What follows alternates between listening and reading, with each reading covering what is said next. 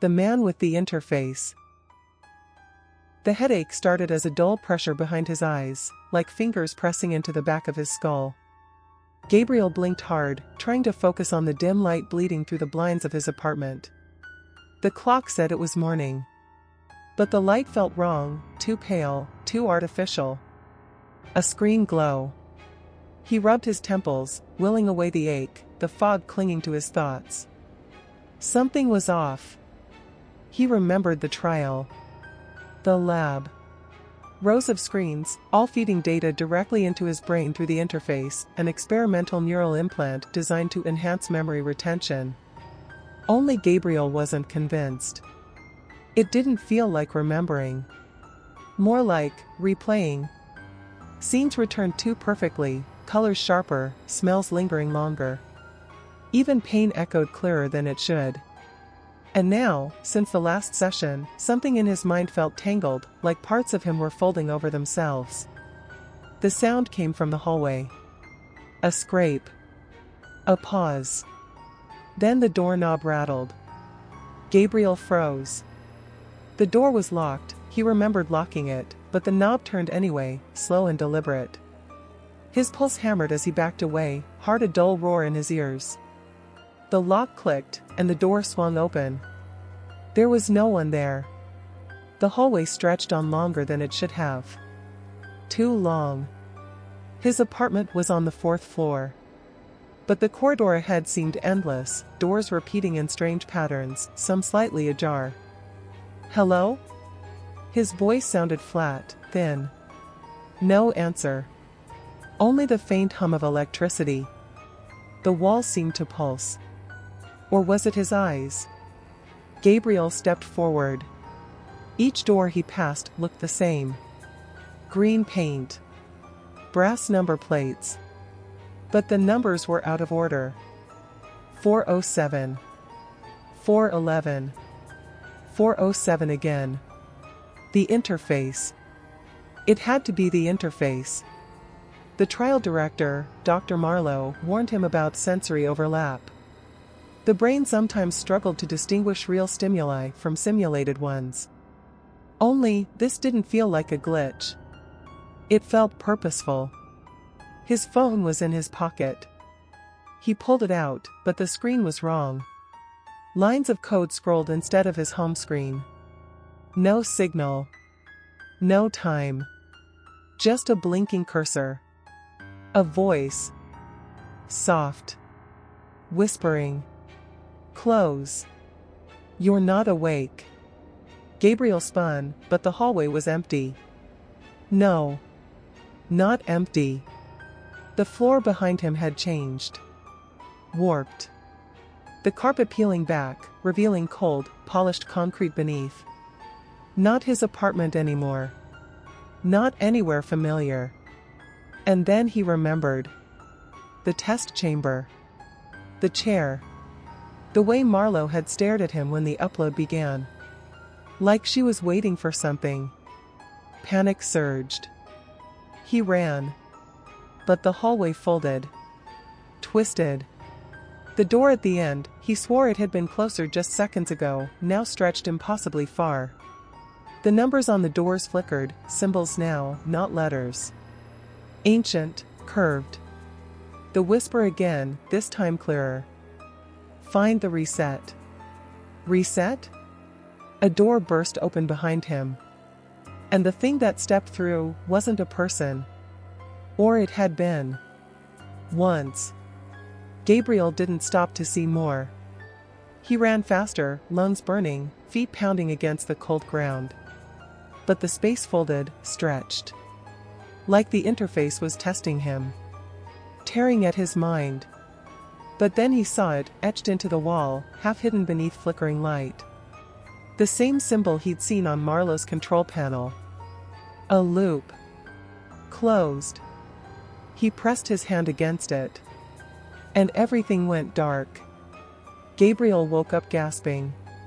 No, not waking, surfacing. Pulled from somewhere deep and dark, lungs burning like he'd been drowning in black water. His head snapped upright, and for a split second, the world around him was normal. The chair. the sterile lab. The pulse of fluorescent lights above. But then the distortion rippled again. The walls shifted.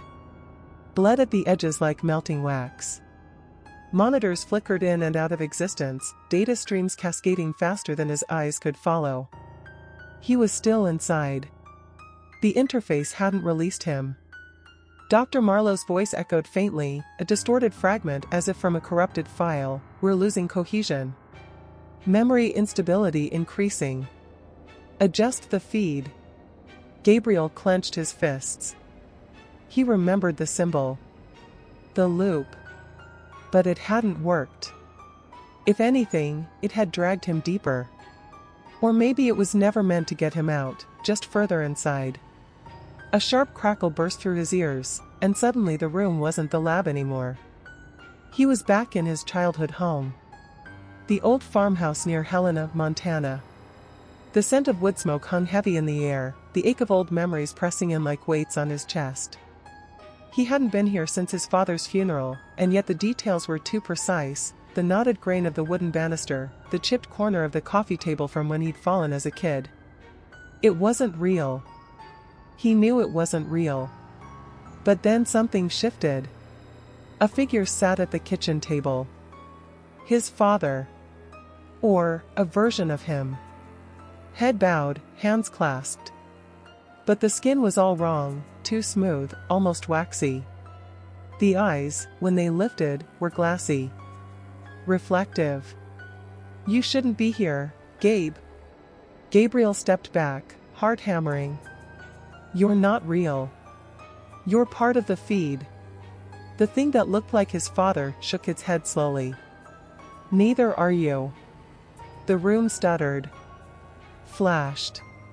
The walls rippled like static, but the figure stayed, anchored, solid in the chaos. And then came the pain.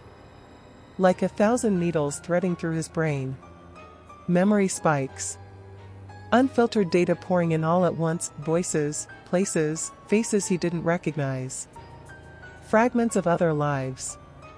He dropped to his knees, clutching his skull as the figure rose from the chair. But it wasn't his father anymore.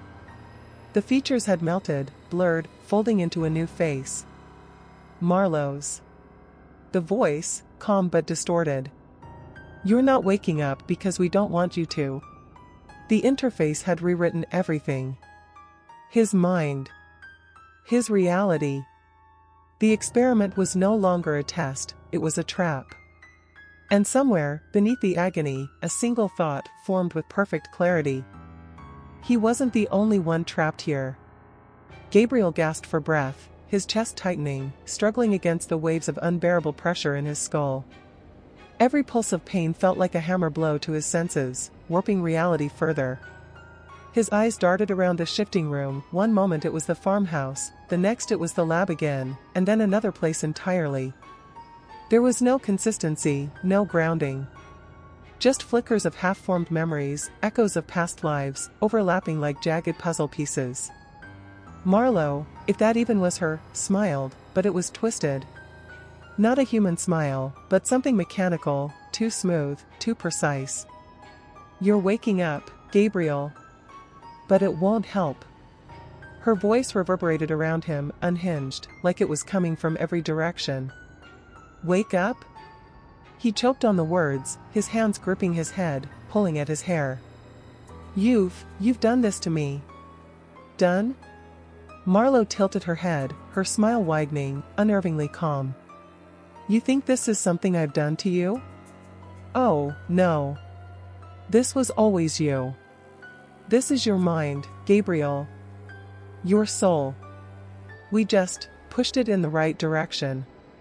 The air felt too thin, too sharp. He couldn't breathe. His vision tunneled, flickering, the edges of everything fading to nothing. But through the haze, through the blurring of images, he caught sight of something, or someone, moving in the periphery. A shadow. It was moving quickly, gliding through the chaos like it belonged to no one. It was human in shape, but it didn't seem quite right. It was waiting for something. Watching. And then he heard the voice again, but this time it was his own. Not a memory, not a fragment. His voice, resonating from a different reality.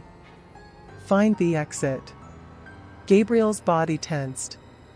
It felt like a crack in the illusion, a brief, fleeting gap in the simulation. A clue. The shadow moved again, and this time, it wasn't an apparition. It was real. His heart raced, a pounding drum in his chest. He stumbled forward, but the floor beneath him pulsed like it was alive. His legs buckled as he tried to step, his body heavy and uncoordinated, the ground slick and slippery with each movement. The room swayed and bucked beneath him, stretching and contracting like a living thing. The shadow appeared again, but now it was closer. Gabriel saw a face, his face. Or something like it. It was contorted, twisted, an empty shell of himself. And it was smiling. "You're not going to make it, Gabriel." The voice was a rasp, distant and cold, like an echo from beyond a grave. No, Gabriel staggered backward. "You're not real." The figure didn't move. It didn't need to. It was the room that moved around it, folding inwards. The walls, the lights, the air, it all began to bend into a single point, a dark void at the center. Gabriel couldn't look away. This wasn't a test. It was a cage. A prison built of his own fractured mind, his own buried fears and regrets. He had been here before, in pieces, scattered across his memories. This was not the first time his mind had been erased. But the exit, it was there. Through the darkness, through the endless fog of his shattered mind, there was a sliver of light. Not a way out, but a way deeper. He reached for it, hands trembling. His skin felt like it was being shredded, burned away, and he screamed, but the sound was swallowed up by the growing void. Too late, the shadow whispered, its voice now seeping into Gabriel's very thoughts. It's too late to escape. You're already gone. You're just a loop now. And as Gabriel's fingers brushed against the light, the world collapsed. The memories, the faces, the pain, they all twisted and collapsed inward, becoming a blur of code, a meaningless jumble of thoughts. The exit wasn't an escape. It was just another trap. The last thing he felt was the pressure of something, someone, gripping his arm. And then, like a sudden shift in the wind, it was all gone. The light, the darkness, the rooms, all disappeared. For a moment, there was silence. Absolute, crushing silence. Then, an eye opened. And somewhere, deep in the artificial maze of his mind, a voice whispered again. "Welcome back, Gabriel." Gabriel's eyes shot open, but it wasn't the world he had known. No, it was a room. A sterile, cold room. The hum of machines filled the air, the soft beeping of monitors, the flickering of lights. But this time, it was different.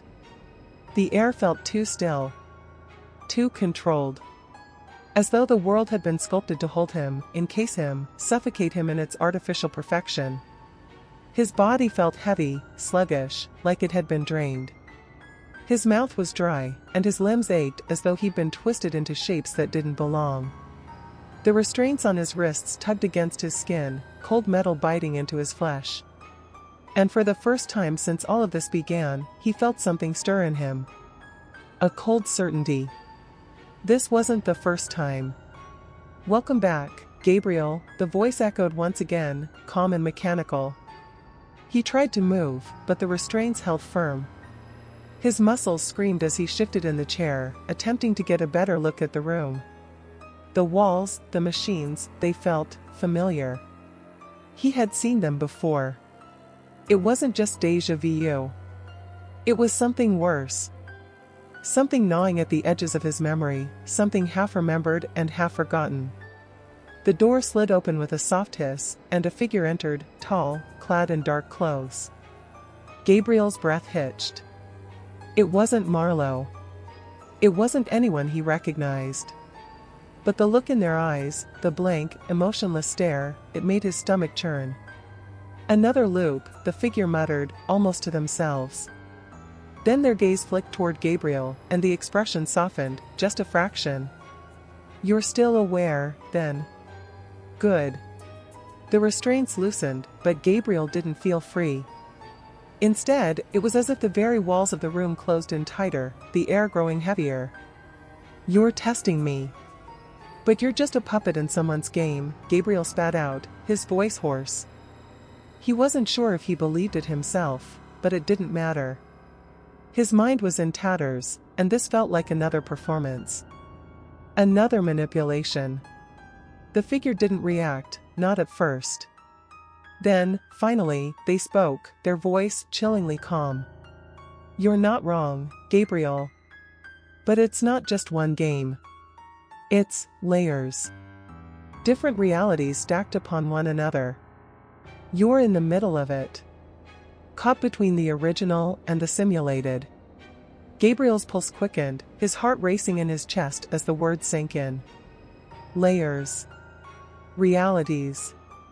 Was he truly awake now? Or was this just another loop, another false beginning that would spiral him deeper into madness? You think you're in control, don't you? The figure continued, stepping closer.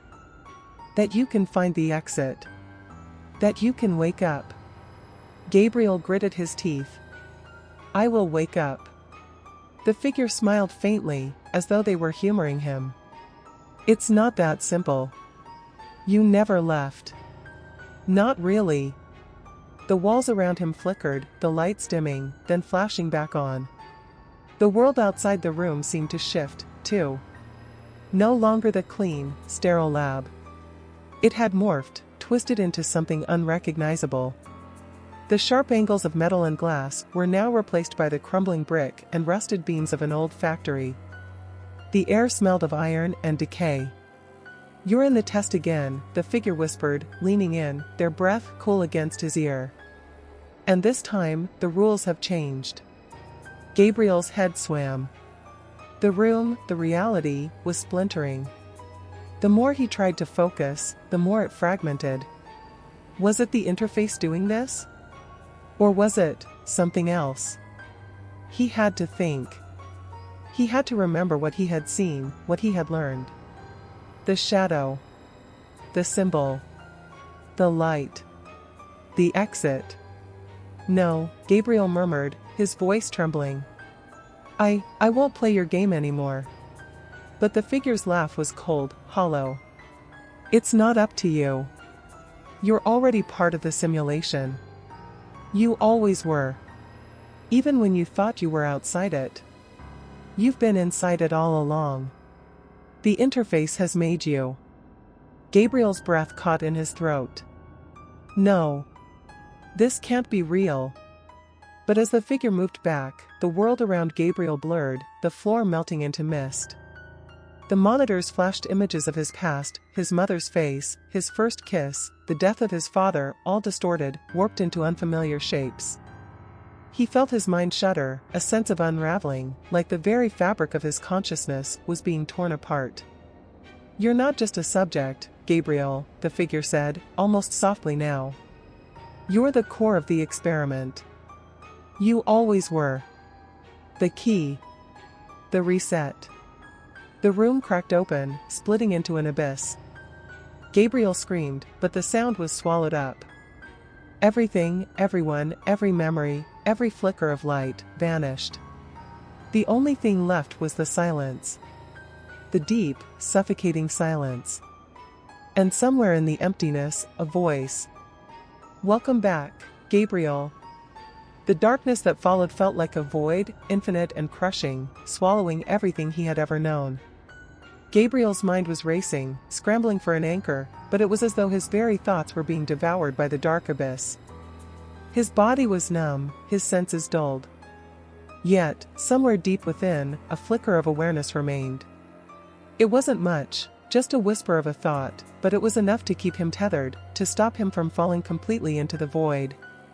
His breath caught in his throat, ragged and shallow. He could feel something, someone there, in the darkness with him. A presence, cold and detached, watching, waiting. The air around him was thick with the scent of metal and burnt circuits, but he couldn't see anything. There was no light. Only the overwhelming pressure of emptiness. And then, like a distant memory surfacing from the depths of his subconscious, a single voice echoed. Gabriel. It was soft, almost tender, but laced with an unnatural coldness. The voice was familiar, yet distorted, like the echo of someone who had never truly existed. He tried to speak, but his words were swallowed by the void, the emptiness closing in on him. Desperation clawed at his chest. What was this? Where was he? He had to be out of the simulation, out of the nightmare. Where are you? He gasped, his voice cracking. Another laugh, soft but chilling, reverberated around him. You're always here, Gabriel. Always. It's just that sometimes, you forget. The present shifted, the air suddenly growing heavier. Gabriel could feel a figure moving toward him, but he couldn't see anything. He was trapped in this infinite blackness, his body paralyzed by some unseen force. He wanted to scream, to break free from the invisible chains that held him, but it was useless. You think you're in control? The voice continued, now right next to him. You've never been in control. You've always been part of the system. The experiment was never about you waking up. It was about breaking you. The word sank into him like ice, freezing his thoughts. The idea that he had never been in control, that he was just another piece in someone's puzzle, another test subject, was too much to bear. He couldn't move, couldn't think. It was all slipping away again. But then, through the haze of his mind, a sudden clarity pierced the fog. A fleeting memory, a sensation, a whisper, the symbol. It was like a light flickering in the darkness, something to hold on to. It had to mean something. He had seen it before, that symbol. That was the key. Without thinking, he reached out, his hand trembling in the emptiness. He didn't know if it would work, if it would break the cycle, if it would let him escape. But he had no choice. For the first time, he felt something solid beneath his fingers. Cold, smooth metal. The sensation was too familiar. Gabriel, the voice whispered again, a hint of amusement in it. You're not getting out. This is your reality now. This is where you belong. But Gabriel didn't listen. He focused on the symbol in his mind, the one he had seen in flashes before, the mark of something ancient, something powerful. His fingers moved in the darkness, tracing its shape in the air. It didn't matter that he couldn't see it. He knew it. He had felt it in his mind. As his hand moved through the void, the pressure around him seemed to shift. The walls of his reality started to warp. At first, it was subtle, a slight bend in the fabric of the space around him, but then it grew, expanding, rippling outward. The blackness began to tear apart at the seams. And then, a voice, not the cold one that had been haunting him, but something else. Something desperate, pleading. Gabriel, don't. It was a familiar voice, a voice he had heard before. Marlowe's. But it was too late. With one final, explosive thought, Gabriel forced the symbol to manifest. The darkness around him shattered like glass, 1,000 fragments of light scattering through the void. The walls of the simulation cracked open, and he was falling again, falling through layers of false realities, falling through time itself. And then, suddenly, there was light. Gabriel gasped, his body jerking upright. His breath came in sharp, ragged bursts, his chest heaving. He blinked, disoriented, as the world around him settled into focus. It was different now. Everything was too clear, too sharp, like he had just come out of a fog. He was awake. No. Not awake. He looked around the room, his surroundings now familiar, but unnervingly so. A hospital room. White walls, sterile equipment, a steady beeping sound in the background. A single window, letting in the dim light of early morning. Everything felt wrong. He wasn't free. He hadn't escaped. There was a figure sitting by his bed. A woman. Her eyes glinted coldly as she looked at him. How does it feel, Gabriel? She asked, her voice eerily calm. His blood ran cold. It was Marlowe. And then, just before the last shred of his sanity could snap, Gabriel understood. This wasn't the first time. And it wouldn't be the last. Gabriel's heart skipped a beat. The realization crashed over him with a force that left him breathless. He had been here before. In this room, with this woman, with this unshakable sense of déjà vu. It wasn't real. None of it was. He wasn't awake. He wasn't free. Marlowe's eyes bored into him, too calm, too composed. Her lips curled into a faint smile. You've made progress, Gabriel. You're starting to understand. Progress? Understand what? He tried to speak, but his voice was a weak rasp, barely audible. What is this? Why am I here? His words felt like they were being pulled out of him, dragged through a swamp of confusion. The world around him flickered, just a moment, but enough to make his pulse race. It was like the layers were peeling back, like something was trying to reveal itself, just out of reach. You're here because you chose to be, Marlowe answered, leaning forward slightly, her gaze unwavering. Because you're part of the experiment.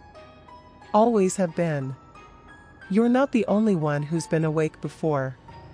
All of this whole reality, is just another loop. Another version of it. Gabriel tried to move, but his body felt heavy, like lead, as though the very air was pushing down on him. His mind screamed to break free, to escape, but it was as though the chains were inside him now, wrapped tightly around his thoughts.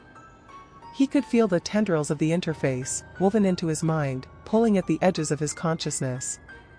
No, he whispered, more to himself than to her. This can't be happening again. I won't do it. I won't be part of your game. Marlowe's smile widened. It's not a game, Gabriel. It's a test. And you're the subject. You always have been. The words twisted inside him like a knife. The realization that he had been trapped in this cycle, this endless loop of false realities, was almost too much to bear. Was there any escape at all? Or had it all been planned from the start, this experiment, this manipulation of his mind? Had his memories been real, or had they all been fabricated, constructed to fit the narrative? You think you have control, Marlowe continued, her voice now laced with a mocking softness. But you've never had control. You never will. You were born for this. You were made for this. Gabriel's eyes darted around the room, his thoughts spiraling into chaos. The walls felt like they were closing in again, the familiar setting turning foreign, distorting at the edges, warping like a reflection in a cracked mirror. His breath quickened, his chest tightening as the world seemed to collapse around him. You're lying, he gasped, but even to his own ears, the words felt hollow, desperate. He didn't know if he was trying to convince her, or himself. Marlowe's face softened, almost pityingly. You're still holding on to the illusion, Gabriel. You can fight it all you want, but the truth is this, you've always been here. This is where you belong. You'll never escape the interface. It's a part of you now. A part of who you are. Gabriel's mind raced as the pressure of the words pushed in on him. He had to think. He had to break out. The symbol, the flashes, the memories, he'd seen something, hadn't he? There had to be a way. There was always a way out, wasn't there? He clenched his fists, the restraints biting into his wrists, the metal digging into his skin. But it didn't hurt the way it should have. It wasn't real. None of it was. It was another layer, another illusion, another trick to make him believe he was trapped. Not real, he muttered, more to himself than to anyone else. None of this is real. Marlowe tilted her head, watching him closely, as though studying his every reaction. It's real enough, Gabriel. More real than your so-called memories. More real than your so-called life. He felt the pressure in his chest grow heavier, as though the air itself was suffocating him. His breath was shallow, his heartbeat pounding in his ears. But then, the symbol. He saw it again, clearer than ever, etched into his mind like a scar. It had to be the key. He had to force it out, manifest it again. Whatever the cost. With every ounce of willpower left in him, Gabriel concentrated, focusing on the symbol, willing it into existence. The room around him began to tremble, the lights flickering violently as though the entire reality was beginning to destabilize. The walls creaked, the floor groaned under the weight of something unseen, something unnatural. Marlowe's smile faltered, her eyes narrowing. "You can't escape, Gabriel. It's over." The room was shaking now, the sound of cracking metal and splintering glass filling the air. Gabriel's pulse pounded in his throat as he forced his hand to move, as if drawing the symbol through the air with sheer mental force. The room split open like a wound, revealing the chaos beyond. And then, as if everything had reached its breaking point, the world shattered. The sound was deafening, a crack that seemed to split the universe itself. Gabriel was thrown backward, his body tossed against the floor as the world around him dissolved into fragments, into a swirling vortex of color and light. He didn't know if he was falling or flying. He didn't know where he was, or when he was, but he could feel the rush of air, the shift in time, the collapse of the space around him. It was as though he was being pulled into something larger than himself. Something more dangerous. And then, just as quickly as it had begun, everything stopped. The air was still. The silence was deafening. Gabriel lay on the floor, his body trembling, his mind reeling. Slowly, he pushed himself up, his hands shaking as he took in his surroundings. It wasn't a hospital room. It wasn't even a familiar place. It was nothing. A void. A space between worlds. And he realized he was alone. Or was he? The voice spoke again, softer this time, like a whisper in the dark. "Welcome back, Gabriel. You've made it this far." But Gabriel had already started to turn away. He wasn't done yet. Not by a long shot.